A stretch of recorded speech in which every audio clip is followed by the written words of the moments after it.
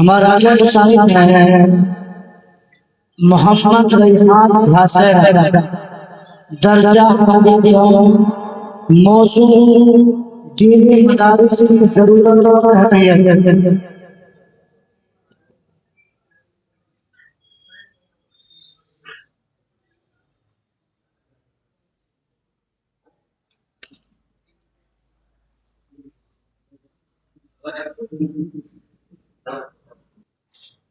الحمد لله وليه والصلاة لوليها.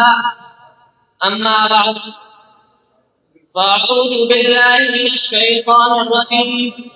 بسم الله الرحمن الرحيم. إن هذا القرآن يهدي للتي هي أقوم. صدق الله العظيم. دیارے عشق میں اپنا مقام پیدا کر، نیا زمانہ نئی صبح و شام پیدا کر، خدا کر دے فطرت شناستے تجھ کو، سکوت لالائے گل سے کلام پیدا کر۔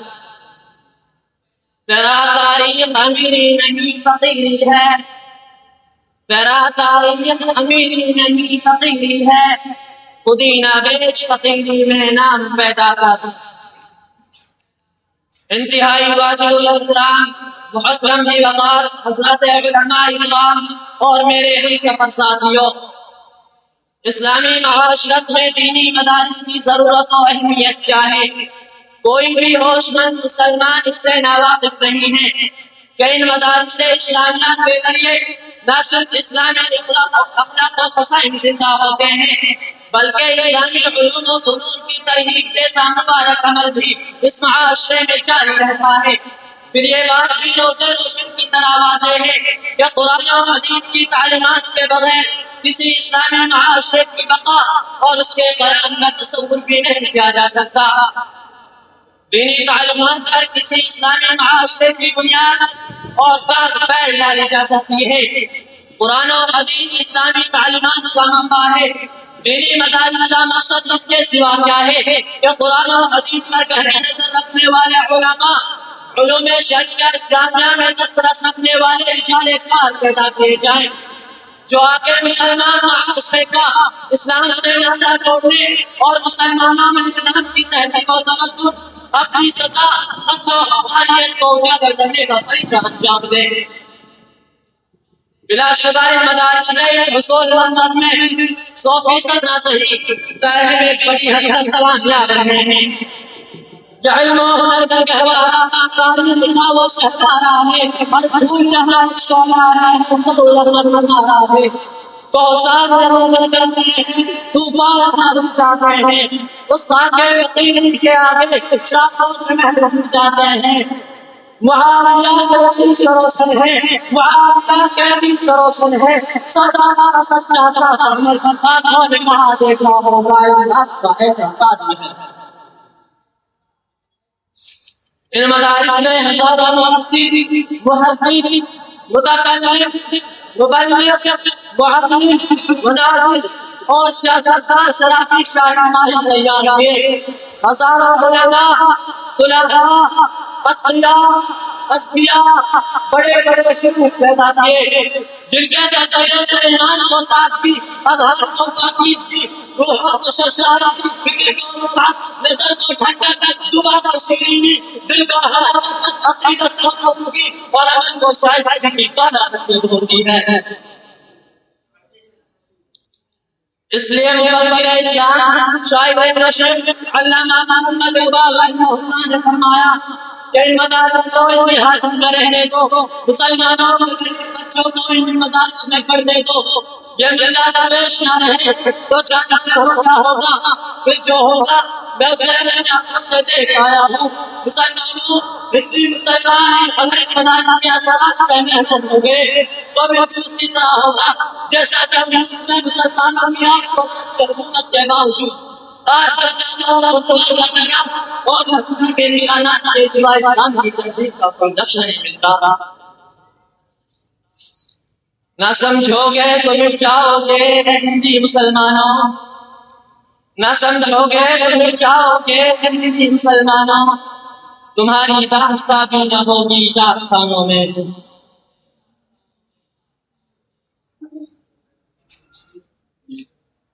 دینی مدارس ملت اسلامیہ کا سرمایہ ہے، دینی مدارس ملت اسلامیہ کے محسن ہیں۔ سچ بات تو یہ ہے کہ میرے اللہ کا تعارف بھی مدرسے لے کر آیا۔ اگر مدرسہ نہ ہوتا، مجھے پتا نہ ہوتا کہ میرا مالک کون ہے، میرا مالک کون ہے، میرا حاضر رواں کون ہے، میرا مشکل کشا کون ہے، میرے نبیوں کے شان کا مالک کون ہے، میرے سجدوں کا لائق کون ہے۔ مدرسے نے مجھے تعارف کرایا کہ ہمارے پیارے پیغمبر کون ہے، وہ جو مسئلے کائنات کون ہے، مرکز کائنات کون ہے، حبیب کائنات کون ہے، ہادی کائنات کون ہے۔ مدرسے نے مجھے تعارف کرایا کہ صحابہ کون ہے، مدرسے نے مجھے تعارف کرایا پہلے بیت کون ہے، مدرسے نے مجھے تعارف کرایا کہ فرض کیا ہے، واجب کیا ہے، سنت کیا ہے، مستحب کیا ہے۔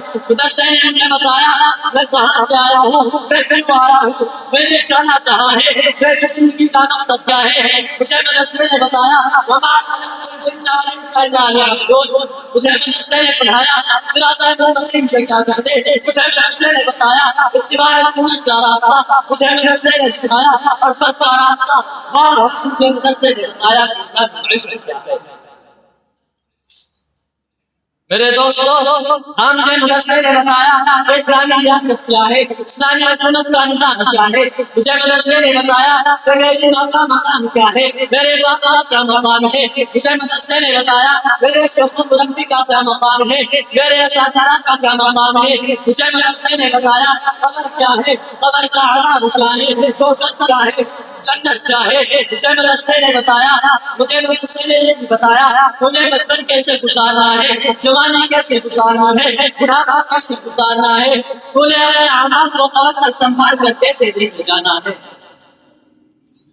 اگر مدرسہ نہ ہوتا مجھے اللہ کا پتہ نہ ہوتا، اگر مدرسہ نہ ہوتا مجھے حضور کا پتہ نہ ہوتا، اگر مدرسہ نہ ہوتا مجھے صحابہ کا پتہ نہ ہوتا، اگر مدرسہ نہ ہوتا مجھے اہل بیت کا پتہ نہ چلتا، اگر مدرسہ نہ ہوتا مجھے حرام و حلال و حرام جائز و ناجائز کا پتہ نہ چلتا، اگر مدرسہ نہ ہوتا مجھے صدیق کی صداقت کا پتہ نہ چلتا، اگر مدرسہ نہ ہوتا مجھے فاروق کی عدالت کا پتہ نہ چلتا، اگر مدرسہ نہ ہوتا مجھے عمر کی صداقت کا پتہ نہ چلتا، اگر مدرسہ نہ ہوتا مجھے حیرت کی شکایت کا پتہ نہ چلتا، اگر مدرسہ نہ ہوتا مجھے معاویہ کی سیاست کا پتہ نہ چلتا، اگر مدرسہ نہ ہوتا تو مجھے کیسے پتا چلتا کہ بلال حبشی آنکھ سے گزار تھے، لیکن جب میرے آقا سلامت ہوئے تو اتنا آلہ ہوئے، اتنا آلہ ہوئے کہ چھتے مدینہ کی گردوں میں جنت سنائی دیتی ہے۔ میں اس شعر کے ساتھ اپنی تقریر ختم کر رہا ہوں۔ اگر یہ مدارس مساجد نہ ہوتے جہاں میں کہیں بھی اچھے مسلمان ہوتے، بصورت بشر سب درندے ہی ہوتے، کسی بھی جگہ اچھے مسلمان ہوتے۔ اگر راہ نہ دکھاتے یہ مدارس، زمینوں کے سجدے تڑپتے ہی رہتے، کسی کو بھی توفیق توبہ نہ ہوتی، کسی کو بھی توفیق توبہ نہ ہوتی، کسی کی بھی بخشش کے سامان نہ ہوتے۔ وآخر دعوانا الحمدللہ رب العالمین۔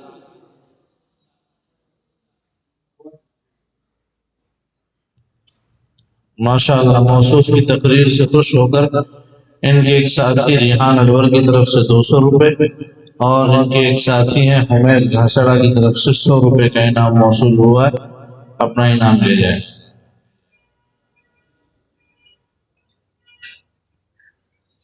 ہمارے اگلے مصاحب ہیں محمد عفان نئی، درجہ